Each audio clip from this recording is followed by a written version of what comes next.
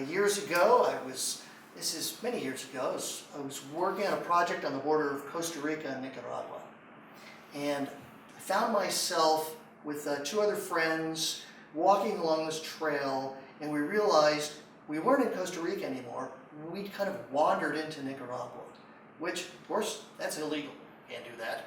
So we started to think about how to make our way back, and in the process, we're cutting through a forest, and we run into this group of, I'm not sure what, they were either military or bandits or revolutionaries or all three put together. I'm not sure they understood who they were, but they certainly had weapons, and they were suddenly very interested in us because we looked like we might be worth something.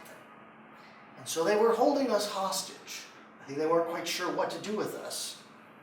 And we, my two friends and I, were trying to figure out, how do we get out of this? And I suddenly remembered something. So I reached for my backpack, and that's when all the guns came up and were pointed at me. And I said, hold it.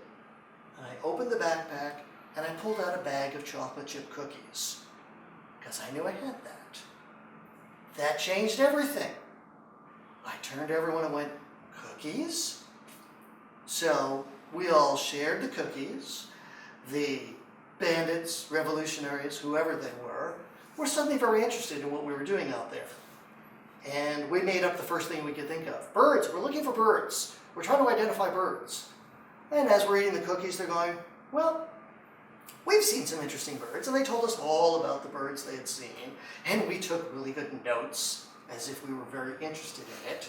And then we finished the bag of cookies, and they were all happy at that point, and they said, yeah, you guys can go ahead. And we went, thanks, have a good day, and we got our asses out of there as fast as we could. So I think back on that story and I go, what's the lesson? I'm not sure. I think the lesson is always have something with you that everyone's going to love. So I try to keep a bag of cookies with me.